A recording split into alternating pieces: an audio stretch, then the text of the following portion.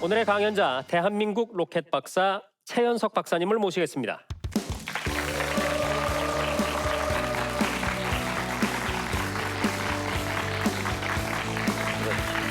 안녕하십니까. 네. 반갑습니다. 자, 우리 박사님은 항상 따라다니는 수식어가 로켓 박사, 그리고 전통 화약무기 전문가 이렇게도 불리시거든요. 예. 다른 강여자분들과는 달리 예. 지금 뭘 하나 들고 나오셨거든요. 예. 네, 이게 뭔지 좀 설명해 주실까요? 아까 제 별명이 뭐라고 그러셨어요? 네, 전통 화약무기 전문가, 그 앞에. 로켓 박사. 그래서 제가 로켓을 가지고 나왔습니다. 아, 이게 바로 대신기전에 사용됐던 화약이 들어가는 엔진입니다. 그렇군요. 이렇게 큰 거를 벌써 세종 때 우리가 만들어서 사용했다는 거를 제가 보여드리기 위해서 실제로 대신기전에 로켓 엔진을 가지고 나왔습니다. 네, 여기서 쏘시는 건 아니죠? 화약이 안 들어있습니다. 화약만 갑자기 집어넣으면 발사할 수가 있습니다. 네, 이 정도 얘기만 들어도 굉장히 흥미진진해지죠. 네, 자, 오늘부터 우주 강국 코리아라는 큰 제목 아래 세 차례에 걸쳐서 저희에게 열띤 강연을 펼쳐 주실 텐데요. 그 1강의 문을 여러분의 큰 박수로 열겠습니다. 감사합니다.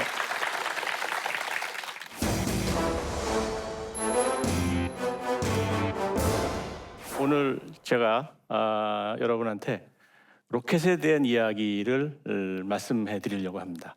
첫 번에 우리나라에서 로켓을 만들었던 분은 저와 같은 최 씨가 아니고 조금 다른 최 씨입니다.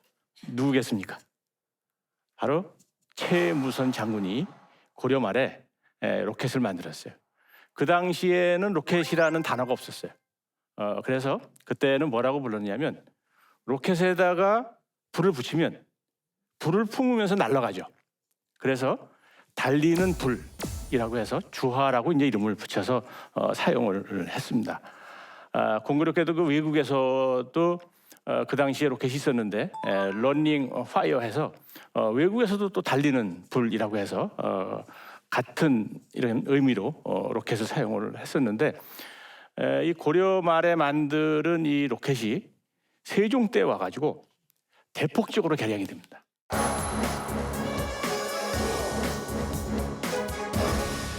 조선을 강하게 하기 위해서는 화약 무기를 대폭적으로 연구를 해야 된다 해서 어느 정도였었냐면 행궁 바로 옆에 화약 무기 연구소를 세웠어요. 사실 그거 어려운 거거든요. 왜냐하면 그 폭발을 하면은 사상자도 생기고 그런데 틈나면 가서 볼 테니까 열심히 해라. 이런 뜻으로 행궁 옆에 이런 무기 연구소를 세운 다음에 연구를 본격적으로 이렇게 시작을 했는데 특히 지금의 미사일과 같은 이 신기전이 개발이 되는데 바로 이제 뒤에 보이는 이 문서 신기전을 어떻게 만든다 규격과 만드는 방법을 적어놓은 자료입니다. 이 자료는 세계적으로 아주 중요한 자료입니다. 왜냐하면 이런 그 무기 제작에 관련된 자료는 전쟁이 일어난다든지 급변한 사태가 벌어지면 먼저 다 소각을 시켜버려야 됩니다. 그러니까 전 세계적으로 무기 설계도는 있었겠지만 다 소각을 시켜버려가지고 지금은 남아있는 게 없어요. 세종시대 때 것만 유일하게 지금 전 세계에 남아 있어서 어떤 구조로 생겼고 하는 이런 것들을 우리가 지금 자세하게 이렇게 알 수 있게 됐는데 한문을 하시는 역사하시는 분들은 사실 잘 모르세요. 저 내용을. 왜냐하면 공학용어입니다. 공학용어이기 때문에 그냥 그 역사를 하신 분들은 뭐 중요할 것 같은데 구체적으로는 잘 모르셨어요. 근데 이제 제가 로켓을 연구해 보려고 한다고 제가 교수님한테 말씀을 드렸더니 이런 책이 있는데 한번 봐라. 상당히 중요한 것 같은데 자기는 잘 모르겠다라고 해서 제가 이렇게 받아서 연구를 해보니까 바로 세종시대 때 로켓을 개발하면서 만들어 놓은 그 설계도였었습니다. 이 설계도에 보면은 지금 큰 원통형의 통이 하나 보이죠. 저 원통형의 통이 바로 이 통입니다. 이 설명에 보면은 이 길이가 얼마다, 그 다음에 이 내경이 얼마다, 두께가 얼마다 아주 상세하게 지금 다시 제작을 할 수 있을 정도로 이렇게 설명이 돼 있어서 이 자료를 이용을 해서 복원을 할 수가 있었습니다. 신기전은 소, 중, 대 이렇게 세 가지가 있었고 대신기전을 또 개량을 해서 한 가지를 더 만들었습니다. 그래서 전체적으로는 네 가지가 있었는데 소신기전 같은 경우에는 전체 길이가 1m 10cm 정도 됐고 중신기전 같은 경우에 1m 40 정도 됐는데 종이로 만든 약통 앞부분에 보면은 빨간 표시로 된 통이 하나 달려 있습니다. 저게 소바라통이라고 하는 폭탄입니다. 중신기전을 발사하면 날아가서 목표물에 도착할 때쯤 돼서 이 폭탄이 폭발할 수 있도록 이렇게 그 구조가 되어 있는데 이 성능이 얼마나 대단했느냐면 세종시대 때 개발했을 때 이 주변에 있는 오랑캐라든지 다른 나라에는 이게 없었습니다. 그래서 적이 있을 것 같은 지역에 발사를 하면 적이 겁에 질려가지고 스스로 항복했다 할 정도로 위력이 아주 대단했던 이런 신기전이었고요. 중소신기전은 제가 93년에 복원해서 실험을 했는데 대신기전은 너무 크다 보니까 사실은 이제 복원하는데 상당히 좀 어려움이 많아서 2008년에 이제 겨우 실험을 하게 됩니다. 사진에 보면 산 위로 이렇게 날아갈 정도입니다. 한 500m 정도 이렇게 날아갈 수 있는 수준이니까 사실 현장에서 보면 대단한 이런 광경입니다. 여러분 기억나실지 모르겠는데 연을 만들어서 이렇게 날릴 때 똑바로 안 날리면은 거기다 꼬리를 길게 달면은 이렇게 연이 똑바로 이제 날르는 것처럼 이 그 신기전도 안정막대라고 해서 여기다가 대나무로 5.5m짜리 그 안정막대를 달아서 묶어서 이제 발사를 하면은 이제 똑바로 이제 날아가게 되는데 이 앞부분에다가 작은 로켓을 또 지화라는 작은 로켓을 3개를 집어넣어서 이게 목표물에 도착하면은 여기서 작은 로켓들이 또 튀어나오는 이런 형태로 개발한 거가 이제 산화 신기전이라는 겁니다. 큰 로켓 속에 작은 로켓이 들어갔어요. 이런 거를 지금 현대 로켓에서는 2단 로켓이라고 이렇게 이야기를 합니다. 그래서 이 산화 신기전은 세계 최초의 2단 로켓을 이미 우리가 세종 때 만들어서 사용한 셈입니다. 사실 세종이 이제 왕을 한 30년 이상을 했는데 나중에는 이제 몸이 안 좋아가지고 사실은 이제 왕세자가 이런 화약 무기 개발할 때도 실제적으로 이제 참여를 해서 열심히 했습니다. 그렇기 때문에 이제 왕이 돼서도 이 화약 무기에 관련돼서 엄청난 연구를 많이 했습니다. 그렇게 해서 개발한 첫 번째 작품이 바로 화차입니다. 2가지 종류의 발사틀이 있습니다. 하나는 중신기전하고 소신기전을 100발을 장착을 해서 한 번에 발사할 수 있는 이런 그 신기전 발사틀이 있고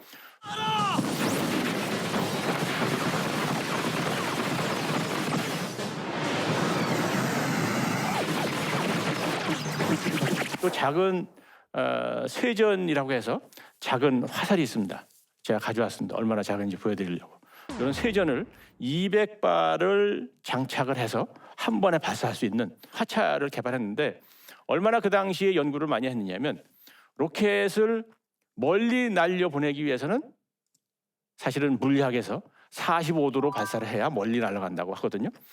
그래서 그 당시에도 많은 실험을 통해서 이런 걸 알았던 것 같아요. 그래서 이 화차 같은 경우에는 특별한 구조로 이 바퀴에다가 축을 세워가지고 여기서 신기전을 발사할 때 발사 각도가 45도와 비슷하게 이렇게 날아갈 수 있을 정도로 이렇게 구조를 만들어서 발사를 했습니다. 이게 제가 복원한 신기전 발사틀을 장착한 화차입니다. 그리고 이제 93년에 대전 엑스포를 할 때 바로 이제 이 화차하고 중신기전, 소신기전을 복원을 해서 발사를 하게 됐습니다. 그리고 93년에 이제 제가 화차에서 신기전 발사하는 거를 이제 텔레비전에서 이제 많이 방영을 했는데 이거를 보신 분이 이제 나중에 2008년에 신기전이라는 영화로 이렇게 제작을 해서 최연석이는 몰라도 신기전 영화 보신 분들은 많이 계시더라고요. 그래서 이렇게 영화로까지 만들어져서 이 신기전을 연구한 과학자로서는 대단히 큰 행운이라고 이렇게 생각을 합니다. 세종대왕은 정말 뭐 제가 설명을 안 드려도 너무나 훌륭하신 분인데 이때 그 개발했던 각종 그 화약 무기가 있었는데 대형 대포소부터 미사일, 각종 폭탄까지 전부 다 이제 개발을 해놨는데 특히 이 당시에 사용했던 대포는 전 세계에서 우리나라만 가지고 있었던 독창적인 이런 대포를 개발을 한 겁니다. 그 독창적인 것은 작은 양의 화약을 이용을 해서 이 발사물을 아주 멀리 보낼 수 있는 이런 특수한 구조의 대포를 그 당시에 개발을 했습니다. 이렇게 세종대왕 때 개발했던 각종 그 대포를 비롯해서 이런 각종 화약 무기가 거북선이라든지 판옥선에 실리는 각종 대포가 바로 세종대왕 때 개발됐던 것이 한 단계 더 업그레이드 돼가지고 사용이 된 겁니다.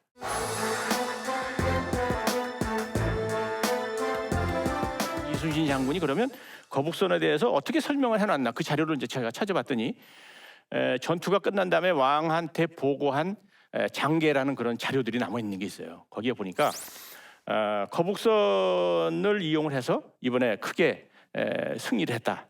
그런데 이 거북선에는 이 용두의 뒤에다가 현자포를 달아서 철한을 발사를 했고 그리고 이 옆에는 이 6개의 포를 달았고 전체적으로 천자, 지자, 현자, 황자 이 4가지 대포를 실었다 하는 이런 기록이 있었습니다.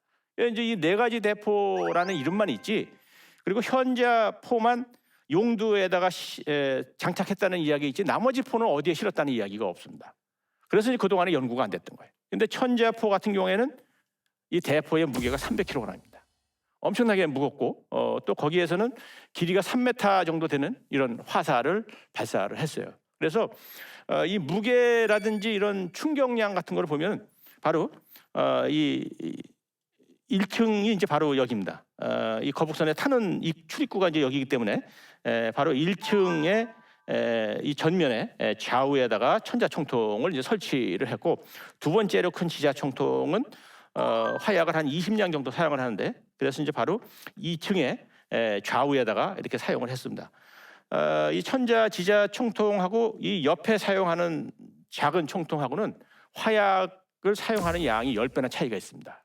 그렇기 때문에 이 옆에는 화약을 적게 사용해서 충격량이 작은 이런 대포들을 사용을 했고 이 앞에는 충격량이 큰 대신에 적 배를 격침시킬 수 있는 이런 그 대형 대포를 설치를 해서 전체적으로 19개의 대포를 장착을 했다 하는 거를 제가 이번에 연구를 이제 통해서 밝혀내게 됐고 용두에서 포를 쏜 것뿐만 아니라 꼬리도 이제 이렇게 달려 있다라고 해서 이런 그 거북선을 이용을 해서 우리가 임진왜란때 승리를 할 수 있었던 것도 바로 최무선 장군이 고려 말에 화약 무기를 첫 번에 개발을 했고 그리고 세종대왕 때 세계적인 수준으로 개발했고 그리고 이런 것들이 임진왜란 때 업그레이드가 돼서 사용을 했기 때문에 우리가 임진왜란에서도 승리할 수 있었다 이렇게 보면은 우리나라의 국방을 지키는데 과학기술자들이 그동안에 큰 역할을 했다 이렇게 말씀드릴 수가 있습니다. 감사합니다.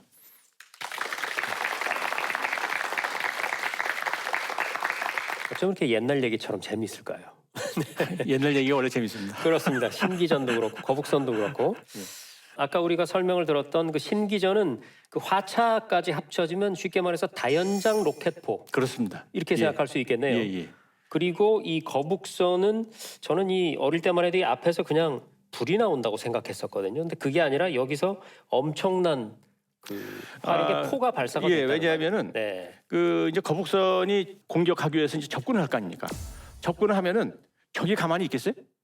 조총 같은 걸로 이제 막 공격을 또 할 거 아니에요. 그렇기 때문에 이 앞에서 접근을 하면서 직경 3cm짜리 철환을 한 번에 30개 정도씩 집어넣고서 이제 발사를 하는 겁니다. 그러면 적들이 이제 조총으로 이렇게 공격하고 하다가 이제 또 이렇게 도망가겠죠. 그래서 이 거북선의 특징은 대포의 명중률이 백발백중입니다. 옛날 포라는 것이 뭐 성능이 1km 나간다. 그거 소용없습니다. 1km 나가서 명중 안 시키면 명중이 안 되면 소용이 없는 거거든요, 사실은. 이순신 장군은 그걸 알기 때문에 백발백중시키기 위해서 거북선을 만들어서 적 배에 5m에서 6m까지 접근합니다. 5m에서 6m까지 접근해서 쏘면 눈 감고 쏴도 그건 백발백중입니다. 네. 그렇게 해서 이제 적의 장군선을 격침을 시키면 전쟁이 안 되는 거죠. 네. 장군선이 없어지는데 전쟁이 됩니까?